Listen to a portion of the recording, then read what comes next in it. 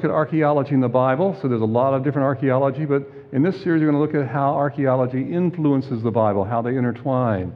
But tonight I want to take you on a fascinating journey in the land of the Nile. And again, I'm disappointed many of you haven't been to Egypt. It's pretty exciting to go there now, as soon as we get past all this COVID stuff and so on. So Egypt, the very name stirs our minds with wonder. Pyramids, Sphinx, mummies, Tutankhamun. Egypt seems to hold a spell over our imaginations. What are the mysteries of its ancient buildings? They possess mystical powers. Why were they built? And by whom? Herodotus, that early world traveler, said, Egypt has wonders more in number than any other land, and works it has to show beyond expression great. Tonight I want to take you on a fascinating journey to this wonderful land of the pyramids, to investigate the wonders that seduced Herodotus 3,500 years ago, or 2,500 years ago, I should say. But first I want to take you to Cairo. Now, Cairo is the modern capital of Egypt. It's over 20 million people, a crowded, dusty, noisy city, yet it's very vibrant, filled with life. Thousands of monuments spanning nearly 5 millenniums, from Pharaonic to modern, with Greek, Roman, Coptic, Muslim thrown in for good measure. From the dry sands of the desert to the life-giving waters of the Nile, from the people who make their living collecting and sorting the garbage to the socially elite, Cairo is the very heartbeat of Egypt. Now, traveling in Cairo is always an exciting experience. You're presented with many different options. There are the antiquated streetcars or the modern subways, the dilapidated buses or the age-old feluccas, speedy taxis, or by the time-honored method of going by foot. Now, each island can be an exhilarating and exciting experience. Like the time I was in the Khan el-Khalili Bazaar many years ago. It was so crowded, this truck tried to make the turn down a crowded, narrow street, and it couldn't make the turn, so they did what they would do here in Battle Creek. The men just came around and picked up the truck and pointed it in the desired direction, right? And this man had the fastest iron in the East. He was spraying a mist of water from his mouth, ironing the galabeah with his feet, and folding it with his hands. But I have to say that my favorite leisure activity is strolling by the Nile in the cool of the evening. I love seeing the sailors working their boats in the city's skyline at night. And it seems to be a favorite of the locals, too, for the streets and sidewalks are always full of Cairoites enjoying their river by the cool of the day. Now, Herodotus, a long time ago, said Egypt is the land of the Nile, and the Nile is the gift of the gods. Egypt's very existence has always been intertwined with the Nile. And so the Nile brings life to this ancient land. 99% of the people live on just 1% of the land throughout time. Now here you can see the Nile River, and off in the distance you can see the hills of the Sahara Desert, because a river flows through the Sahara Desert. Now here you can see the rainforest of Central Africa. That's where the rainfall comes. And then the Nile flows 4,350 miles from south to north, flowing into the Mediterranean Sea. And it pushes through the searing sands of the Sahara Desert. It goes into the Nile Delta. The delta is 150 miles wide and the richest farmland on earth. We call that Lower Egypt, even though it's in the north, because the Nile goes from south to north. Upper Egypt is in the south because it's the upper part of the Nile. Now, Egypt could be thought of as an island floating in the midst of the Sahara Desert. Its lengthy culture, eternally linked to its unique geography, is bound by the Libyan Desert to the west, the Arabian Desert to the east, the Mediterranean to the north, and the great cataract at Aswan to the south. Because of this, Egypt had no natural enemies. And so they didn't have to practice war. They could focus on doing their business of agriculture. It's called the Black Land, Abyssinian carpet. Look at that, richest farmland in the world. Every year, 1/4 of an inch of topsoil deposited from the annual Nile inundation. Richest farmland in the world.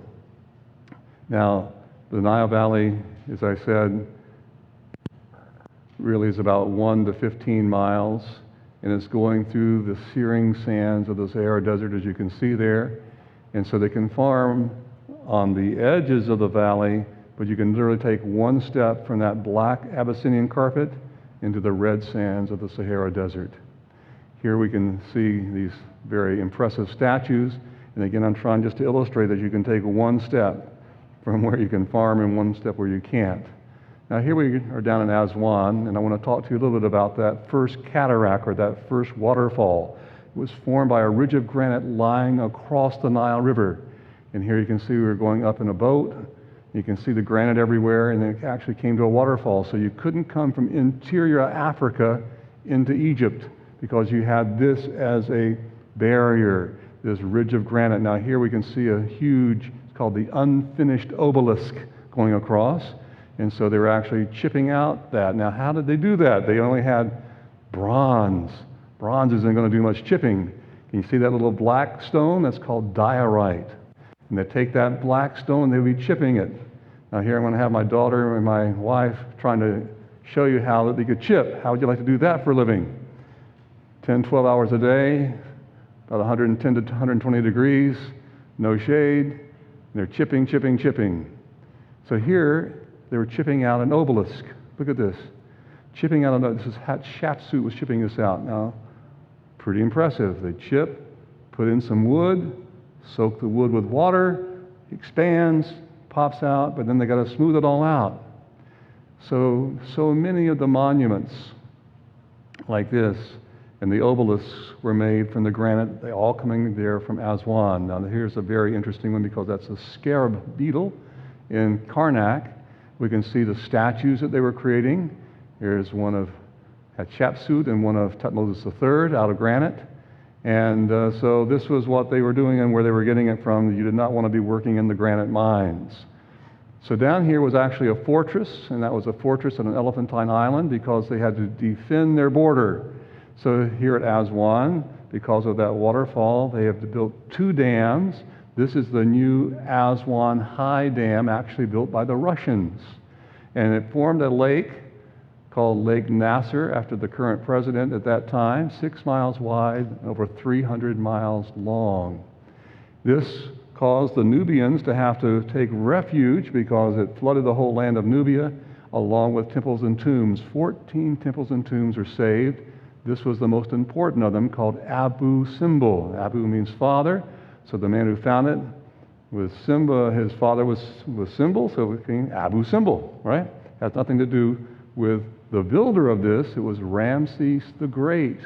Now Ramesses had monuments to his glory from Lebanon all the way down into Africa and Nubia, but he crowned his reign with building Abu Simbel. It's fantastic to go into and to wander around. And we don't know what happened there, but it's fantastic to go into and wander around. I can tell you while they work on the video that there was that one picture where you saw the 4, I'm going to call them gods because that's what they would call them, the 4 gods. I always would sneak in the old days, they wouldn't let you take pictures, so you kind of sneak in, and you guys wouldn't do that, but you kind of sneak in and take a picture. And every time I took that picture, Ptah over on the left was in the shadows. So I kept, every time I go, take a picture, take a picture, Finally, I said, I'm going to just buy the pass so I can take pictures in here. You know what I discovered? He's the God of darkness. That's why he's always in the dark. Oh, my. Do I need to do anything down here, or is it...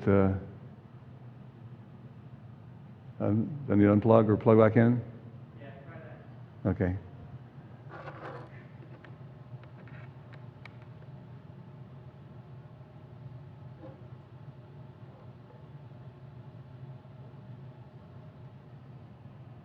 Yes, no?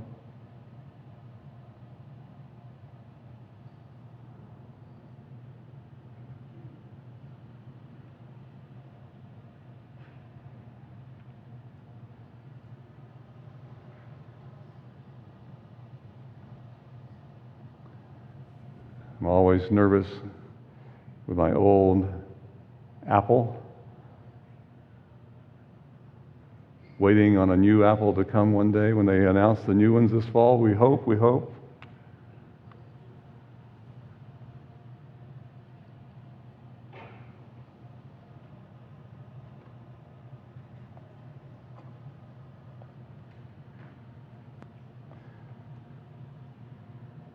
Do you think I've stretched your cord too far? I'm not certain. Yeah, we can come back this way, yeah.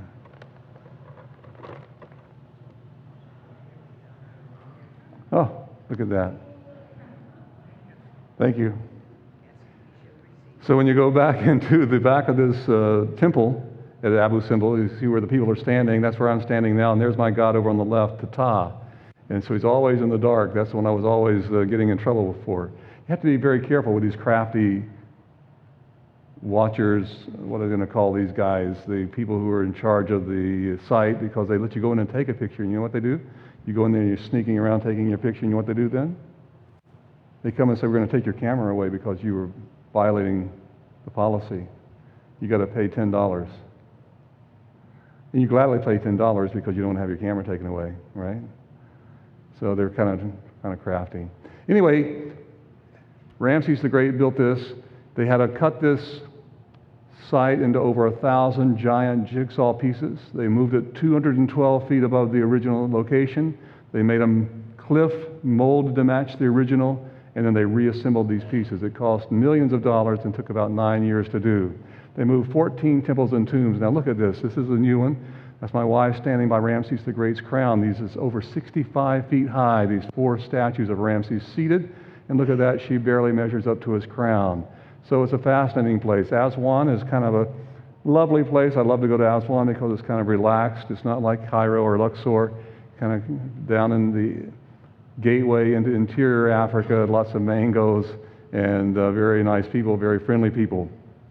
Off of Aswan is an island called Elephantine Island, and it's called that because there are some rocks that kind of look like an elephant's face. But there's something out there that I went out to many times, and it's called the Nilometer, that building that you're seeing right there. Now you can see how high the Nile was during the inundation, and they don't really have big floods anymore. The dam controls that, but the priest had like a temple here, and they'd go down the stairs, and they'd go down and they'd have markings. You can see the markings there. They'd have markings. This was used by the ancient Egyptians, by the Greeks, the Romans, and the Copts, and by the Muslims later on. And so they could see how high the water came up on that, and they could predict their harvest, and they could predict the taxation for the coming year. Okay? So very interesting. There you can see markings from the different time periods and so on. So it was an island of contrast. Now my first trip to Egypt was in 1986, and I went. It was a 5-star hotel there called the Obira Hotel. And I stepped across into a world that went back thousands of years to a Nubian village. This village has now been moved, but it was there back in 1986. I met an interesting school teacher who was on the island. He lived in this house. He insisted I come home and have tea. And so I came home, and his wife prepared our tea on that unusual stove. And pretty soon we were joined by her mother and her sisters as they came together to watch the daily soap opera. Some things don't change around the world, right? So Aswan is a beautiful place. The river flows from south to north. The wind blows from north to south, so you can sail down. You can sail upriver very easily. And then some people say you can actually float downstream, but she's having a pretty hard time, isn't she? Anyway, 99% of the people living on 1% of the land, the richest farmland in the world. You can just see this. It's just everything grows. The Hebrews had a really hard time leaving this land because it was so fertile. But all the water in Egypt comes from the Nile. And so even the resorts that we have on the Red Sea today, I'm a scuba diver, so I'm often over there, they have to transport the water from the Nile over there because it just doesn't rain. It just doesn't rain. And so the Nile is still the lifeblood of Egypt. We can see the massive luxury ships and the age-old feluccas in the water, and they still ply this land. So there's roads that parallel it, there's train tracks, but this has been the artery of Egypt since ancient times. Now, 3 remarkable facts stand out about ancient Egypt I want to talk to you about. The first is it's a very dry climate. Second is that writing has preserved a record of the past. And the third is that they portrayed life in their art so we can look back and see what that life was like. So let's explore that for a moment. Now, Egypt is an archaeologist's paradise because it just doesn't rain. And so when I was down, and some of my friends, they were with me a couple years ago, and we had a wonderful tour guide called Max. His name is not Max. It's actually Majid. But my southern drawl sometimes comes out, and it comes out as Magid. He doesn't like being called Magid, so it's Max. In case he sees this on YouTube, he'll know that I still love him and call him Max. But I said, Max, when's the last time it rained here in Luxor? Want to take a guess? Say 14, 15 years ago. 14 or 15 years ago. So it's a dry climate that's preserved the past. And so we can see things that are still there because even though they're in sandstone, just there's not enough rain. And so it lets us go have a window back into the past. Now you know about the mummies, right? Some of them still have the perms they got a few thousand years ago. But did you know that there are people who have been perfectly preserved and they've never been artificially mummified? This man's name is Ginger. You might have seen him in the British Museum. He was found in a shallow grave out in the desert. The dry sand, the dry environment, the lack of humidity had just naturally mummified him.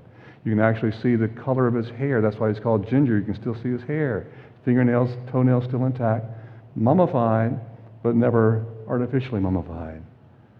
And so, as long as people were being buried like Ginger in the dry sands of the desert, everything worked out fine for them because in the Egyptian thinking, their soul, they call it the Ka, could escape at death and get reconnected with you in the afterlife if it could recognize you. If it couldn't recognize you, you would have to wander around aimlessly throughout time. That's a problem, right? No problem for Ginger. But when the nobility and the rich people began to bury themselves down under the ground in tombs, the damp environment caused their bodies to decay. So they had to come up with a way to deal with this. And what they came up with was the idea of mummification. And so that's where it comes from. So embalm is a Latin word to put into aromatic resins, but mummy really is an Arabic word meaning bitumen or pitch. So take this like asphalt and put on you to try and preserve your skin and your features. Right? So they would do this so that you could be recognized by your Ka in the afterlife. Now they would do a few things. They would take your organs out. This is actually from Dr. Regab's Pharaonic village and kind of reproduction, but it's kind of nice because you can see there's 4 jars. They call them canopic jars because they were buried in the canopic branch of the Nile River, and they found them there. But they would put, your different organs into these different jars, and then they could wash your body out with natron and pack it with salt. So they washed out for 40 days, and then you would dry out for 70 days, and then they would do the opening of the mouth ceremony. And here you can see from King Tut's tomb, the priest is coming. He's wearing his little leopard skin. He's coming to the deceased King Tut. He's going to open his mouth so the Ka can get reunited with him in the afterlife. Make sense? Well, that's what they believed. Well, the development of writing is also important because they developed writing very early on. You can see the hieroglyphs and so on, and so they were able to read and write for thousands of years. But when Napoleon came down into Egypt in the late 18th century, he looked in vain at all of these sacred writings, as they were calling them. So Napoleon was standing here by the pyramid of Cheops, and he said, "Soldiers of France, 4,000 years of history look down upon you." But they looked in vain at all this writing on the temples and tombs, on monuments. They could not read it. The knowledge of hieroglyphics had been lost for nearly 2,000 years. Hieroglyphics was originally a picture writing, so that means if you wanted to write belief, you could draw a picture of a bee and a leaf, and you'd have belief, right? Makes sense. But very complicated, over 2,500 characters. And so it was very complicated to write, so only scribes are really writing. Well, they lost knowledge of this, but then when the British were invading Egypt at the end of the 18th century, the French were here in Fort Julian on the Rosetta branch of the Nile, and they were getting stones and bringing stones to the site because there are no natural stones in the delta. It's all floodplain. And they're getting these stones and they're reinforcing the walls of the Fort Julian. Here it is. You can kind of see they got Fort Julian, and look at that. It's actually got hieroglyphs in it because there's no natural rock down there. So they're trying to make it thick so when the British come with their cannons, it can withstand the cannonballs. As they're doing it, they find a slab about 4 feet high, black basalt, with 3 bands of writing. They put it off to the side, and it's now very famous and called the Rosetta Stone because it was found there in Rosetta. Had 3 bands of writing, hieroglyphs, Demotic is cursive hieroglyphs, and Greek. And the hope was that all 3 of these would tell the same story because they could read the Greek, but they couldn't read the others. And so they made copies of this and sent it all around. And this man, Jean-Francois Champollion, after 22 years of study, was able to break into the silent world of Pharaonic writing. He broke the code. And now they began to have all these monuments could be read throughout Egypt. Now today, the Rosetta Stone is in the British Museum, so I'm going to ask you a question. Who do you think won the naval battle? All right. It's in the British Museum today. So who won? The British, of course. So anyway, now they could read all these things on the writings, and they could read the things in the tombs, and everything began to open up, and we now know so much about ancient Egypt. Now, Egypt would bury their people out in the desert, and when they're just burying them in the sand, it was pretty good. Now, this is called a mastaba, and this is artificial sycamore logs. Now, remember that because I'm going to show you a picture in a moment from somewhere where they were actually using and still have the sycamore logs from over 4,000 years ago in place. So they made these false sycamore logs, and then they would kind of put something on top of it because the problem was, you see that animal, that dog there, it's called Anubis.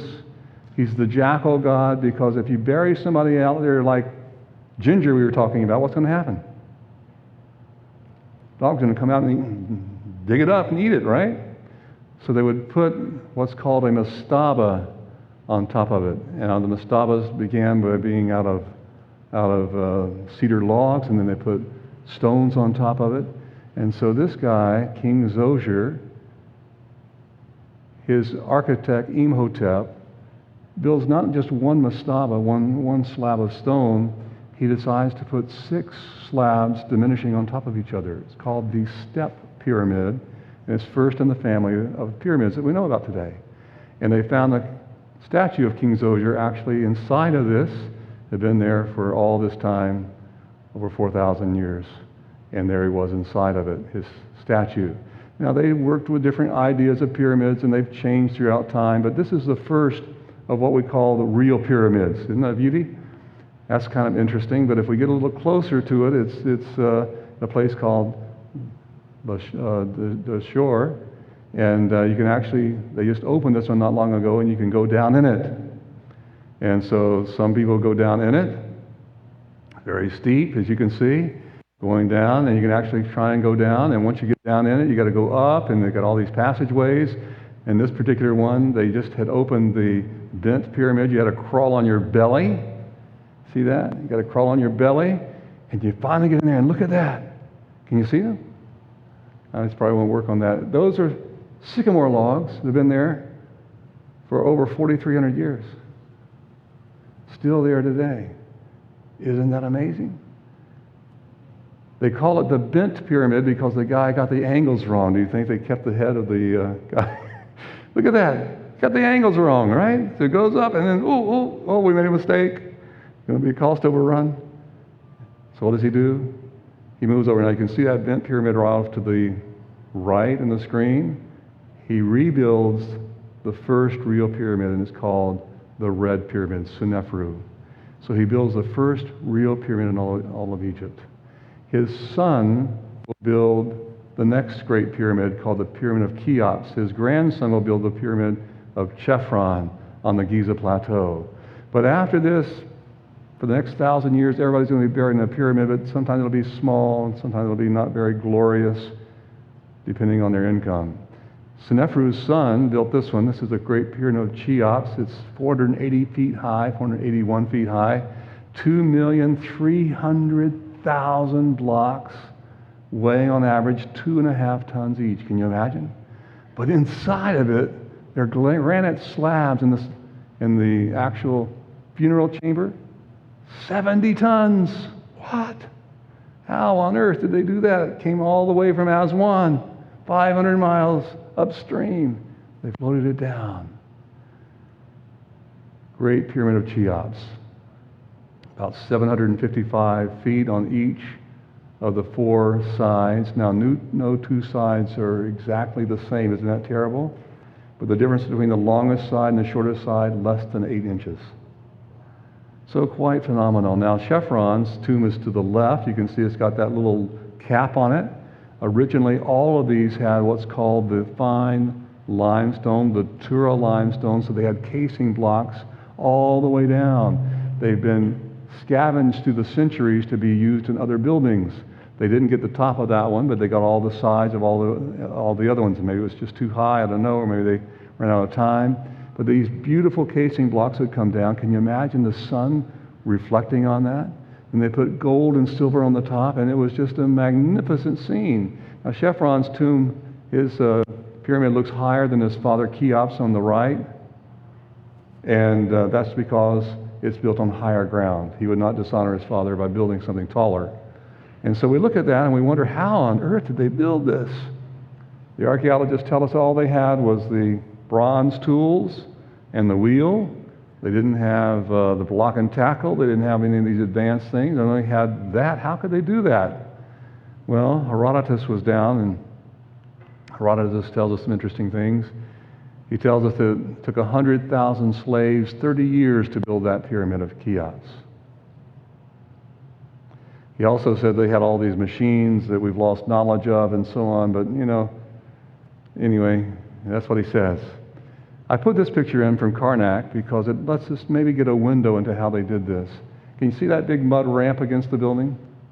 It shows us what they were doing. They would build their building up, they would have mud on it, and then as they would finish the building, they would remove the mud and come down. So what they really had was the sledge and the rollers, and they would pull these things up ramps, and then as they got up to the top, they started coming down and they removed the ramps, and they didn't have something called OSHA, right?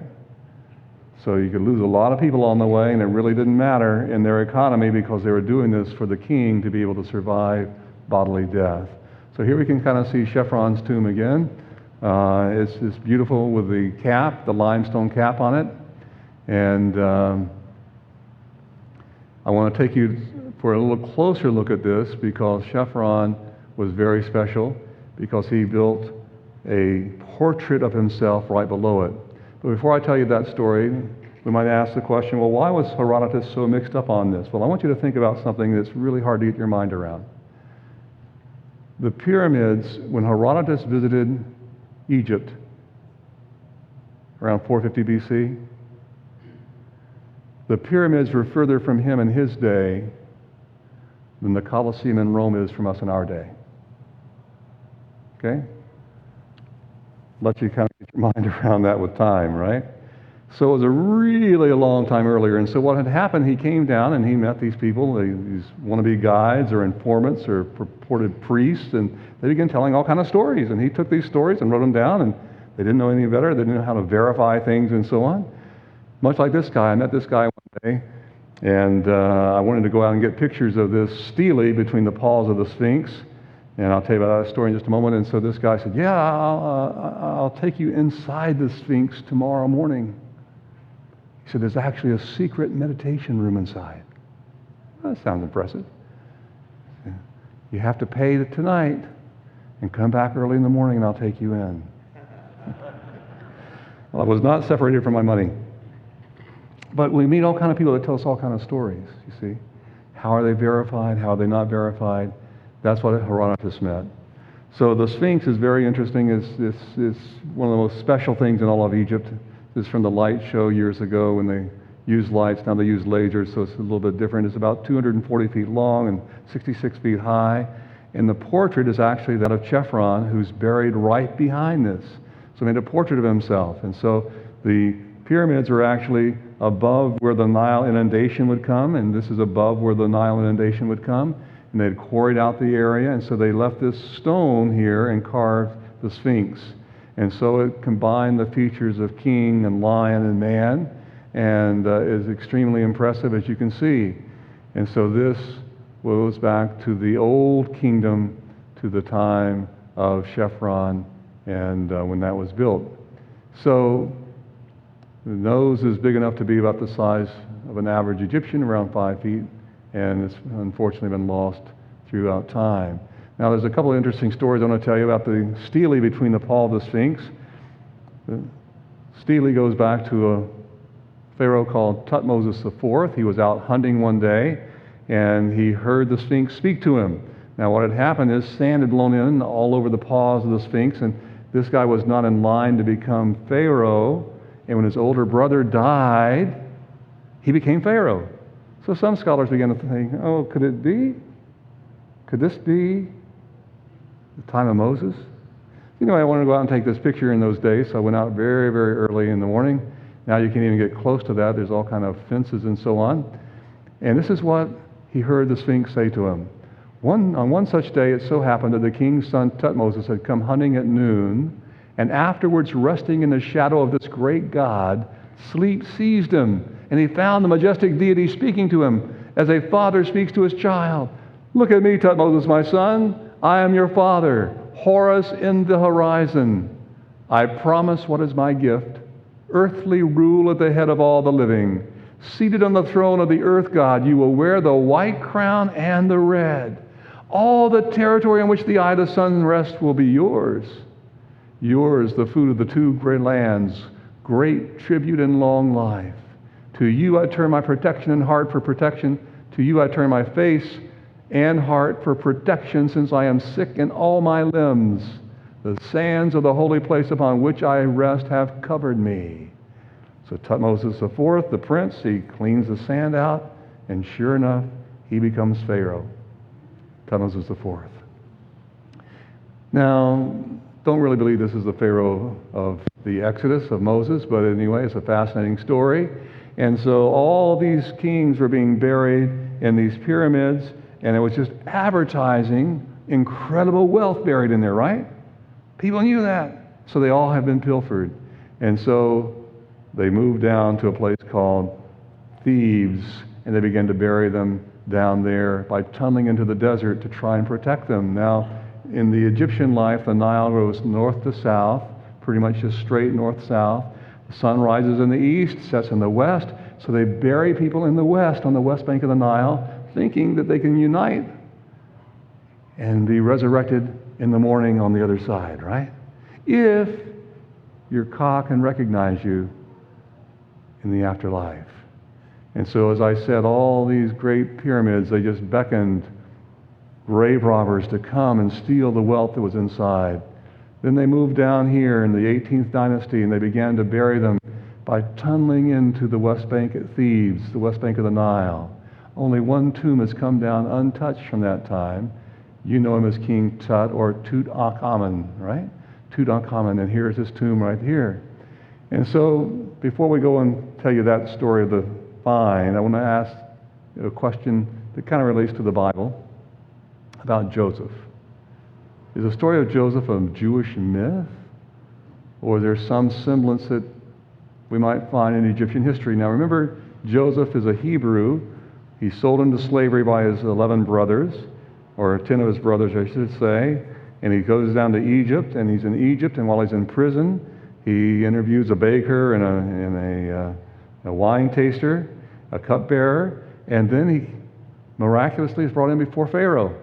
And Pharaoh has dreamed about 7 fat cows being followed by 7 thin cows. Remember that story? 7 fat grains followed by 7 thin grains.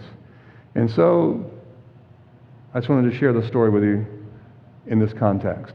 God has shown Pharaoh what he's about to do. 7 years of great abundance are coming throughout the land of Egypt. But 7 years of famine will follow them. Then all the abundance of Egypt will be forgotten, and the famine will ravage the land. Let Pharaoh appoint commissioners over the land to take 1/5 of the harvest of Egypt during the 7 years of abundance. They should collect all the food of these good years that are coming and store up the grain under the authority of Pharaoh to be kept in the cities for food. This food should be held in reserve for the country to be used during the 7 years of famine that will come upon Egypt, so that the country may not be ruined by the famine. So Pharaoh said to Joseph, I hereby put you in charge of the whole land of Egypt. Then Pharaoh took his signet ring from his finger and put it on Joseph's finger. He dressed him in fine linen and put a gold chain around his neck. He had him ride in a chariot as his second in command. Now, we look back in time,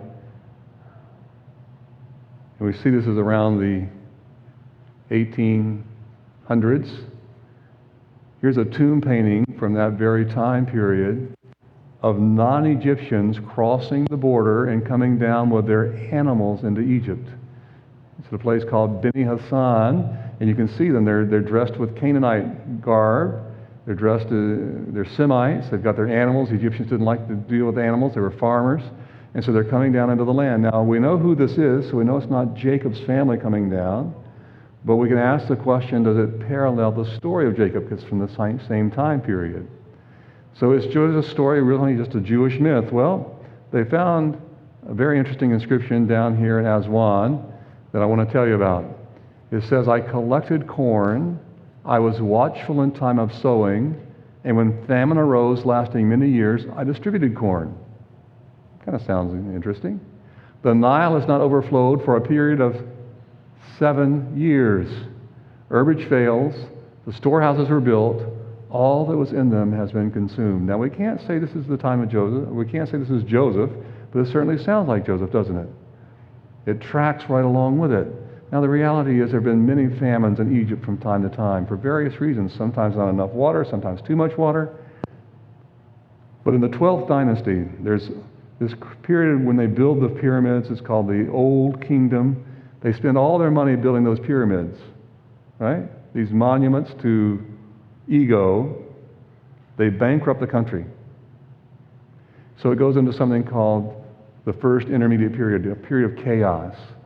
And then there's a pharaoh who brings them out of chaos. His name is Senuseret I. Senuseret II would be the pharaoh, according to biblical chronology, when Joseph is there. This is actually his pyramid. By the way, notice that pyramid is built not out of all these stones. It's actually built out of mud brick, and it has the Keturah limestone on the outside. They're trying to economize because he does something fascinating. He does something fascinating. Here you can see the mud bricks and so on. Now look at that. Mud bricks even have straw in them. You see that? Now when you look at the Nile today, you see it going from south to north. Do you see that big lake to the left of the Nile? I'm sorry, my pointer's not going to work. You see that big lake? The big blue spot? That's not a natural lake. Now, if you know a famine is coming and you're really smart, what do? What did Joseph do? Save 20% every year, right? But if you're really smart, what are you going to do? Sorry? Save more than that? Well, that's one way of doing it, but what else could you do? How about putting more land under cultivation? You see that big spot to the left? It's like a mountain range. I'm sorry, this kind of pointer doesn't work on these maps. You see that, what I'm talking about? It's called the Fayum. That's not a natural lake. That's a depression. Senuseret II, you know what he does? He digs a canal from the Nile River and he floods all that area and puts a third more of the land under. Here, I'll come in the look. See it there? He puts a third more of the land under cultivation. That's what you do if you're really smart, right? You want more land to cultivate, right? So he does all this. Well, they found these. A British engineer found a canal kind of going out there around the turn of the 20th century, and he said, I think they used to flood this. In Roman periods, it all dried up and they forgot all about it. I think they used to flood out here. Oh, no, they didn't do that. Well, in the 1950s, they went back and they rebuilt all these dams, all these dikes and canals and so on, and they flooded it, and today it's one of the biggest oases in Egypt, but it's not a natural oasis. It's being flooded by the Nile. And here's the canal that they reflooded, and it goes out there to the pyramid of Senusri II, and guess what that canal is called today? Joseph's Canal. That's what it's called. Joseph's Canal. Lahun means mouth of the canal. And so they flooded the whole area. And so it's kind of cool to go out there because you think Joseph built this canal. He engineered this. He engineered the whole thing for 7 years. And he buried the Pharaoh out in that tomb. So anyway, it's wonderful to think. Now, some people are really mistaken. They think that the Israelites were in Egypt and they built the pyramids. Well, we now know that didn't happen, right? Because it was already built. They've been there for 1,000 years before they're there, right? So they've been there for a long time before they get there. But here's a place up in the Delta where there's a lot of monuments that they found, and these monuments are at a place called Tanis, which is very close to another place that is Goshen. And up here, there's no natural stone. They have to import it all, but look what they have. They have these bricks. So here we can kind of see this picture. You see that place called Avaris? What happened is it's right on the edge. It's kind of like Tijuana and San Diego, right on the border, right? So people are coming from Canaan and Syria. The caravans are coming from Mesopotamia, and they come there to that place called Avaris. It's gone through a whole lot of names. Rawati means the house with two doors, and it will later become Perunefer and Per Ramses. And so this is all at that place. It's on that easternmost part of the branch of the Nile. So the Hyksos, these foreign rulers, you see Hyksos, they come down from Canaan, and they're business people, but they've got the war chariot, and they've got the compound bow, and the Egyptians don't have any natural enemies, and so they don't have anything to fight with. And guess what they do? They take over. They become the pharaohs in the Nile Delta. They dress as pharaohs. They make their statues as pharaohs. They take the names. Now, there's other Egyptians down in the Upper Egypt, and they don't like this, but for 100 years they reign as pharaohs. Incredible. One day, the guy says something about that the hippopotamuses are going to give Second and Ra, the guy down in Thebes, a hard time. Second and Ra didn't like that, being insulted like that, so he got into his boats and brought his sons down and got into a big fight with them. He didn't win the fight. You see that? Look at that. See the skull? Axes. He dies. But his sons, Kamos and Amos, they overthrow the Hyksos and they drive them out of the land and they go back to Canaan. Right? And so they make all these things to talk about this. Now, Kamos, that's an interesting name. Amos, very interesting. They found the 18th dynasty. It's called the New Kingdom of Egypt. And they become very warlike, and they develop instruments of war. They found the first kingdoms. And so that lets us come to this Bible verse.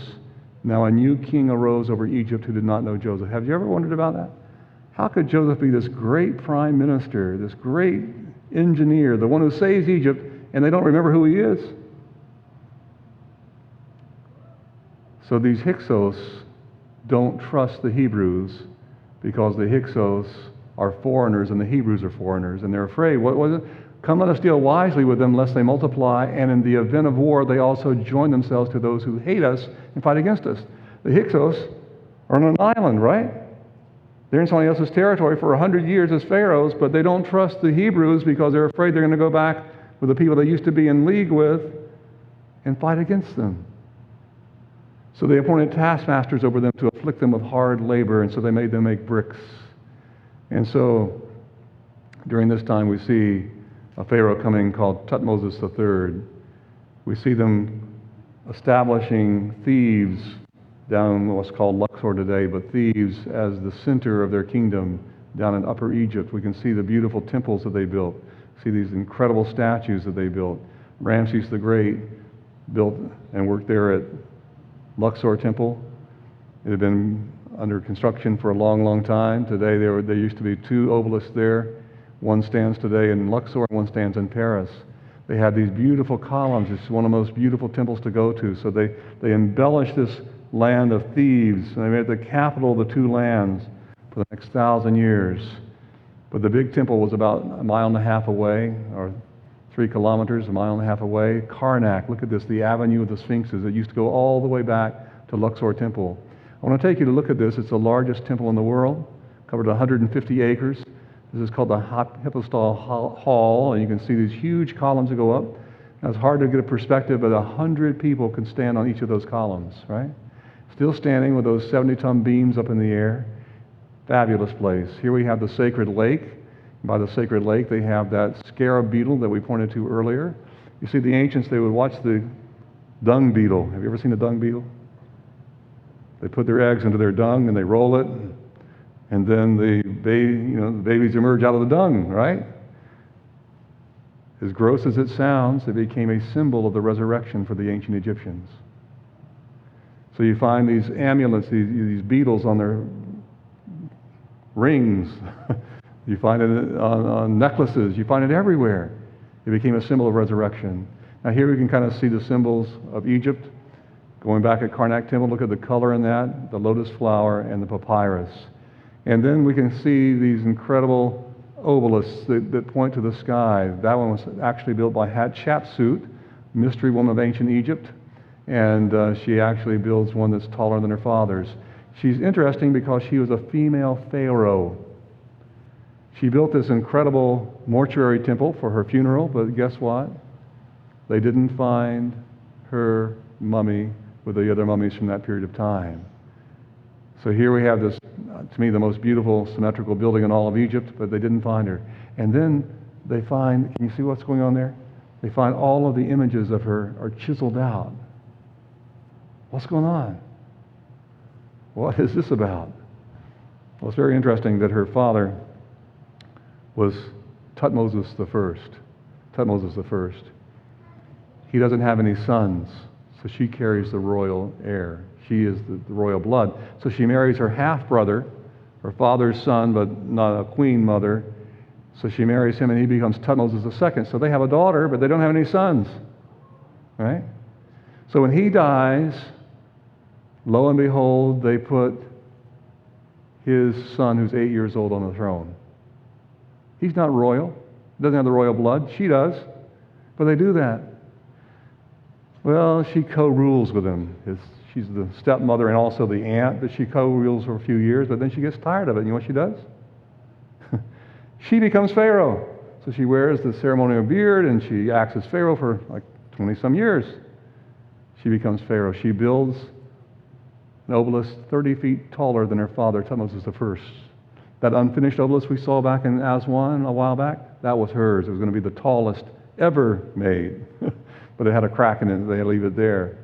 So here, this mystery woman of ancient Egypt, here you can kind of see a building is built around her statue, because what happens is she reigns, but for some reason, she's overthrown, and she fades off the stage of history, and her stepson goes through and chisels out all of the images of her, and he can't bring this down without destroying all of Karnak Temple. See what he does? You can see what he does. Can you see? He built a building around it. And if you look back, you'll actually see there's a shadow that's been on that. The sun wasn't hitting it for thousands of years because he couldn't bring it down, but he didn't want anybody to see it because he hated his stepmother. He hated this woman that was Pharaoh. Well, who is she? As I said, all the mummies from that period of time found. She built this for her funeral, but she could not be found because the worst thing to do to your enemy is not to kill your enemy, is to destroy their mummy.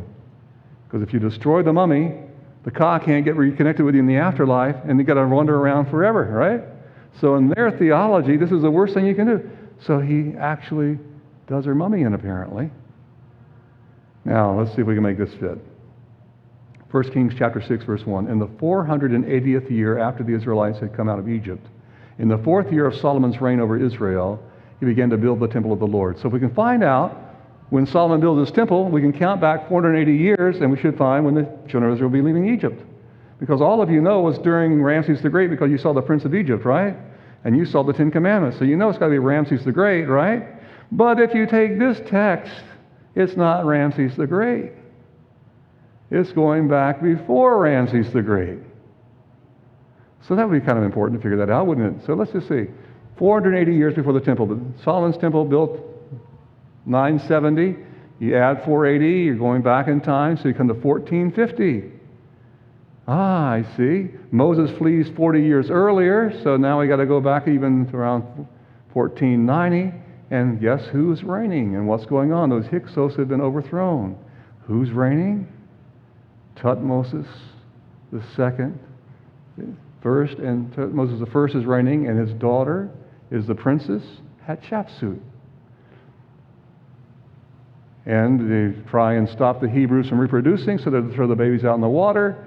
The mother and the father, Jochebed and Amram, can't do that, and so they say, well, we're going to fulfill the letter of the law. We're going to put them into a basket and leave them out there. And the princess finds them. Remember that? So Moses, what does it mean? It means born of or drawn from. Now, I want you just to think, what was the two sons of Second and Ra who overthrew the Hyksos? Amos, born of the moon god Ah. Kamos, born of the sun of the deified soul Ka. And then we have Tutmos. We had a first and second, actually have a third and a fourth. The scribal god Tut, that ibis-looking god. And then there's one called Ramos. You know him as Ramesses, born of the sun god Ra. So our guy is probably named Hobby Moses, born of the Nile god Hobby. And whenever he started following the true God, he dropped the reference to the Egyptian deity and just went by Moses, drawn of or born of. The Bible talks about how that Jochebed had Miriam to watch, and when the princess found Moses, she read the scene in a glance. She knew it was a Hebrew baby, but she felt this was a gift that the Nile god Hobby was giving her, so she couldn't refuse it.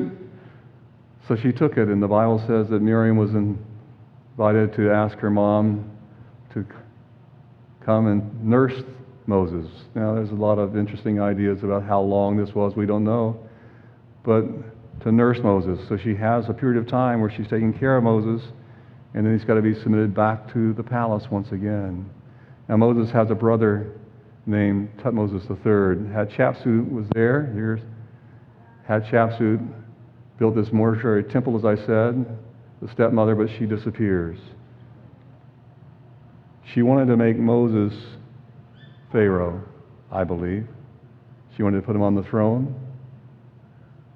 But the priests of Amun-Ra didn't trust him because, you know, even though he's being called my son, everybody knows when they're whispering, it's not hers. He's a Hebrew. He doesn't really believe what we believe. Don't trust him, right? And when Moses killed the Egyptian foreman, he had to run for his life. The tide turned, and this powerful woman, we saw that unfinished obelisk. She's one of the most powerful pharaohs that ever existed. She's gone. And now our stepson, who's an adult, has everything chipped out. All of her name, tries to remove her name, all of her images, deface her. She's going to be gone. And he becomes Pharaoh, Tutmosis III. Now, it's very interesting. This is the guy that our Moses would go to see his stepbrother. Let my people go. And he says, who is the Lord? Who is Yahweh that I should obey him and let Israel go? I do not know the Lord, and I will not let Israel go. Almost saying, hey, brother, you had your opportunity and you blew it. You killed that guy and you had to run. You know, our stepmother was on your side, but too bad now. I'm the sole ruler of the earth. You're out of here. Now, it's interesting. Egyptologists tell us that he died March 17, 1450. Okay, that's interesting. What time of year? It says he's at least 60 years old when he dies. Now, they found the mummies, as I said, all the mummies from this period of time except for Hatshepsut. They x-rayed the mummies. They find his mummies are that of a 40-year-old man. What? He's at least 60, but he's got a 40-year-old mummy. Is that some kind of a miracle? Or could it be that he drowned and they couldn't find the body? Could it be that they had to bring somebody else and go through that 70-day ceremony and nobody knew the difference until they mummified them? All I can tell you is that there's 20 years discrepancy. By the way, what time of year is Passover? March, April. When does he die? March 17. So it seems a lot of evidence is pointing that he is our Pharaoh of the Exodus who drowns in the Red Sea.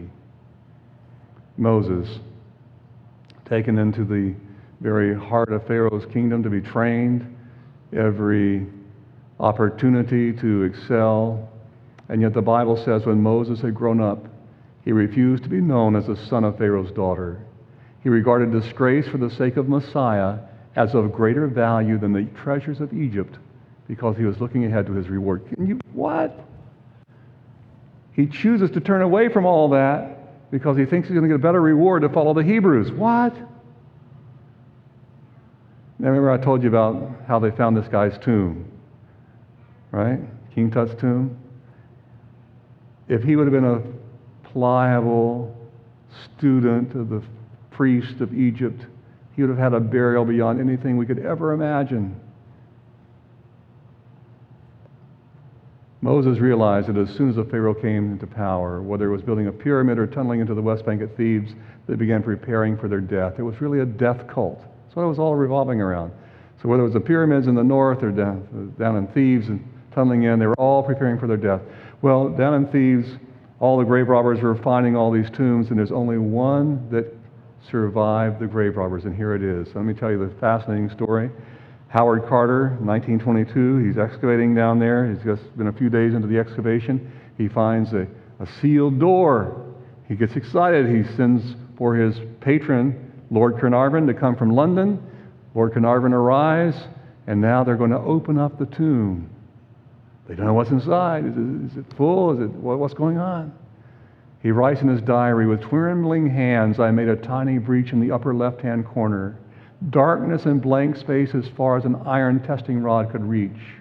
Candle tests were applied as a precaution against possible foul gases, and then widening the hole a little, I inserted the candle and peered in. Lord Carnarvon standing anxiously beside me to hear the verdict. At first I could see nothing, the hot air escaping from the chamber, causing the candle flame to flicker. But presently, as my eyes grew accustomed to the light, details of the room within emerged from the mist.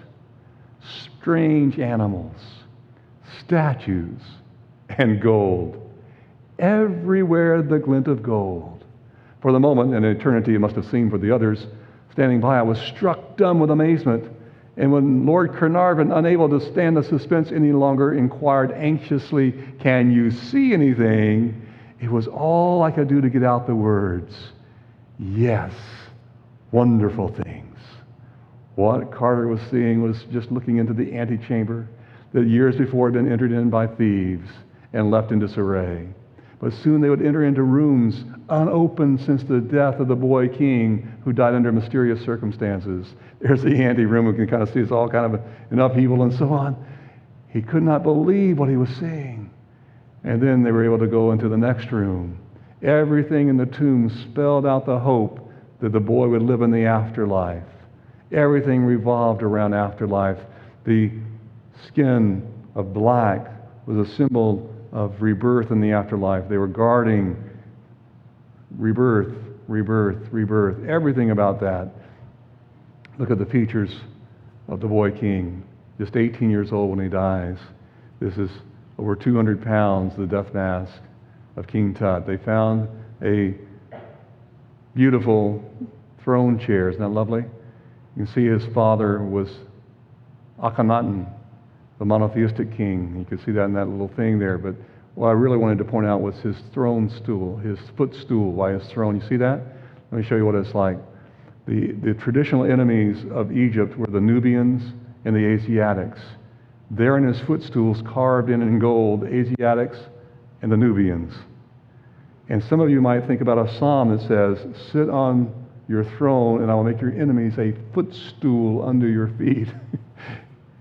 They actually had it. As a matter of fact, look at his cane. He's got the Nubians and the Asiatics by the throat whenever he walks around, because I'm going to be the one to defend us from our enemies. A nest of 7 coffins. They go down, down, down, down. They finally come to that incredible death mask, over 200 pounds of gold. All the features of this boy king, and yet just 18 years old. Everything again spelling out the hope that he would live again in the afterlife. Those beautiful canopic jars there, just fabulous. All just things that we can't believe. They're moving all of this, by the way, from the Cairo Museum where it's been on display to the Grand Egyptian Museum in Giza by the pyramids. And they keep wanting to open it for the last 3 or 4 years. Because of COVID, it's been on hold. Hopefully they'll open it this fall. Because that's his pillow, kind of a rough pillow if you ask me, but beautiful. There's those canopic jars. And look at that incredible coffin, over 200 pounds of gold in that. By the way, King Tut today is still in his tomb. He's there. I was there a couple of years ago, and you could actually see it. Here you can see the Ka and the Ba. And so they believed he could get reconnected, but Moses chose not to go that direction. He chose not to have that kind of reward because he was looking ahead to his reward. Here we can see the features of King Tut. Look at that false chin, that false beard, being one with Osiris, the god of the dead. But why would Moses turn away from having a burial like that? Well, there's a psalm that makes me think of why Moses made the choice he made. It says, "Do not be overawed when a man grows rich, when the splendor of his house increases, for he will take nothing with him when he dies. Though while he lived, he counted himself blessed, he will join the generation of his fathers, who will never see the light of life. For all can see that wise men die and leave their wealth to others. Their tombs will remain their houses forever. But God will redeem my life from the grave. He will surely take me to himself." Let's pray together. Father in heaven, what an incredible journey we've been on tonight. So many interesting things we've seen and pondered. And now we ponder this choice that Moses made long ago as he's there in Egypt, to leave Egypt with all those riches because he chose to have a different reward. He had learned from his mother about that Hebrew God, about you, and he chose to go that direction. Thank you for the choice he made. We believe it was the right choice. Help us as we face choices today in our lives to also make choices that will honor you, will bless us, and will bless our children and our descendants and those around us, like Moses did long ago, is my prayer in Jesus' name. Amen.